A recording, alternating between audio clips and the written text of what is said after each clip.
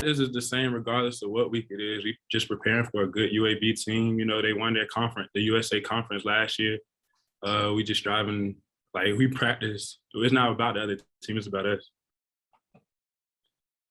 Channing, what does it say about the Georgia defense that it took you this long to play consistently, and there's other guys with a lot of ability that have to wait a long time to play a lot of downs?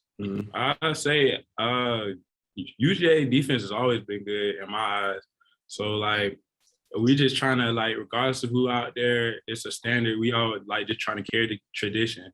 I feel like it was good. Trez was here with Monty, Roquan. You just have a lot of good legends here that's been playing, that's in the league now, that's just been doing the job. We don't want to let them down, and we don't want to let ourselves down. So we just gonna keep pushing. Let's go to Chip Towers and then Anthony Dasher.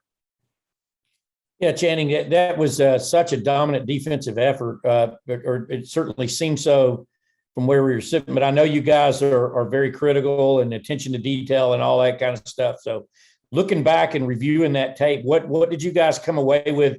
Was it possible that you could have done even better than you did?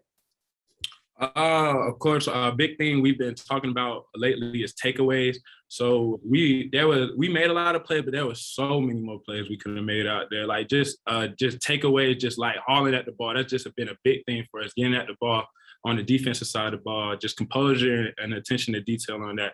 So next week we're gonna, like this whole season, we're just gonna focus on that.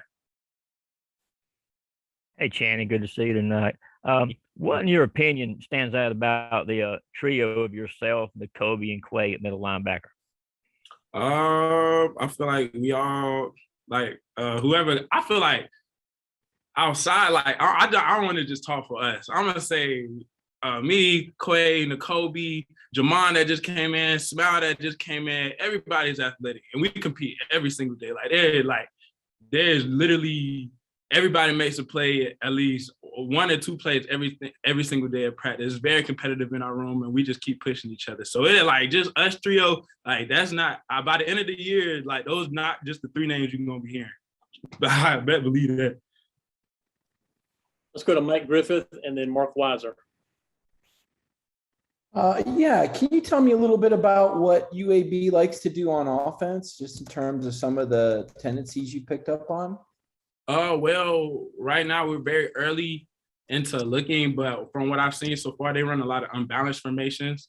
So, and they have two really good redshirt senior tight ends. So we've been focusing on them. They like to get them out a lot on different routes, sneak them by, things like that. So like we're really just being eye discipline things. Channing, I think Adam Anderson was talking to us about his 40 time. Did you get some testing done in the off season? And is your speed, off the field, how does that compare to like your football speed and your football instincts? I'm just a freaking nature altogether. I'm gonna just say that. We did get some testing done. I wasn't, unfortunately, like I wasn't here when they gave out our results, so we're not for our test. But I just want to keep pushing, worry about the opponent this week. I feel like the film will show for itself about speed, and when the time comes, that's when I'll be worried about all that. But right now, I'm just worried about the opponent. Go to Catherine Lewis and then Jake Rowe. Hey, kind of switching gears, I wanted to ask you, just from a player's perspective, what were your thoughts on players like Brock Bowers and Ladd McConkey making such a big impact in their first college football game and it being such a big game at that? You said Brock Bowers and Ladd McConkey? Yes. Okay, funny story on Brock Bowers. When we first got in, we saw Brock. We was like, okay. So we was running during the summer. We was running gases, so we was running 40s. It was like go as fast as you can. So it's like me, Adam against the line, Brock. Like we all trying to compete against each other. I go on the line. Brock beats us all like 5 different times. Like, Brock is like one of the most athletic kids I've ever seen at tight end that's come here so far. And then Ladd is just like a hard worker. He's like a workhorse. Like regardless of what's going on, what position he's in, he's gonna keep working. I was just very proud of him for all the work he's done, and it's finally starting to show for him.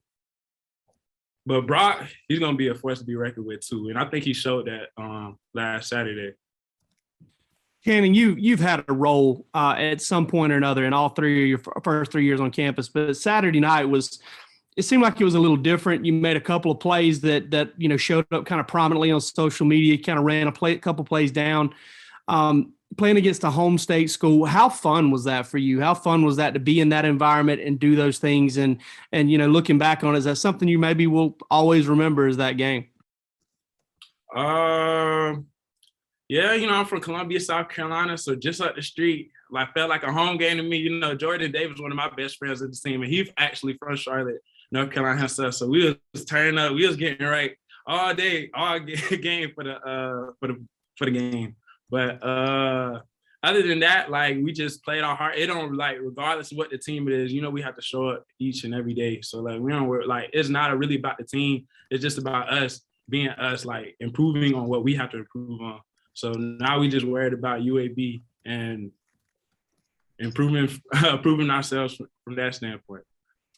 Let's go to Brandon and then Roddy. Hey, Channing, actually following up on Jordan there, I know that in the past years we've talked to you about going back to Columbia, but can you speak on what it was like to see Jordan perform how he did? What type of things were you telling him on the sidelines as he came up with this huge plays being back in his hometown? I've known Jordan for a long time. I was very proud of him. He was very focused before the game. I seen him, he was listening to Kanye West song, Homecoming. I'm sitting here singing a Homecoming song with him on the sidelines, trying to get him ready. He hyped. He out there blowing kisses to the crowd. My boy was getting too hyped. I was really happy for him. But just seeing that juice in him and him doing good at how he's doing now, it's just a really good experience, especially with him doing it at home. Channing, walk me through one of those plays where you you shot through the middle and had a tackle for loss. You jumped up, waving your finger, telling him no. Walk me through that play, if you would. Well, that's one of the plays we have been working on for practice for a while. Is a swipe play. So I seen the tackle that came down, so automatically I seen the Kobe had took the down block from the tight end, so I just rushed the gap after that. I was just tracking angles. And then if you look, everybody else was tracking the ball too. So even if I wasn't there, the whole defense was on it. So let's go to Palmer and then Jed. Yeah, Channing, it was pretty clear that you're excited about some of those younger guys, Jamon and Smile. What are you looking forward to seeing of them Saturday if they're able to get out on the field against UAB? Just holding the standard, honestly, going out there, competing, being the best version of them they can.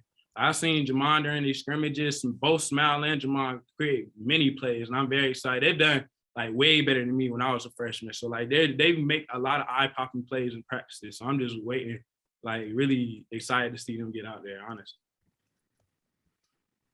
Hey, Channing, I wanted to ask you about Keely Ringo. He's a guy, obviously, he had shoulder injury last year. He obviously, didn't get to play. To see him get out on the field the other night, just what was that like to see him finally get out there and show what he can do? And just what do you think about how he played? I felt like Keely Ringo played wonderful. I feel like he had a lot of, I want to say he would get, near the beginning during his injuries or not, kind of downish and upish or not, but he didn't let any of that stop him. And he just kept pushing forward. Again, just trying to be the best version of him. That's something that we really harp on, just being the best version of who we can be. Not worried about anybody else, what's going on. Then that's how you become the best, is by worrying about yourself and what you can do. So, and he really took that in effect, and the results showed. Let's go to Connor and then Vance. Hey, Channing, what's Nolan Smith like off the field, and how has he sort of developed as a leader? I know Kirby Smart had mentioned that a little bit earlier. Nolan is the most vocal person in our locker room. I'll say that. Whenever we're doing team runs since the summer, it don't matter if it's a practice, he is always yelling. It's great. Come on, do what you need to do. It don't matter what it is. Nolan gonna be there. If you messing around, Nolan gonna get on you. Nolan is a true vocal leader of the team, the energy of the defense in a way.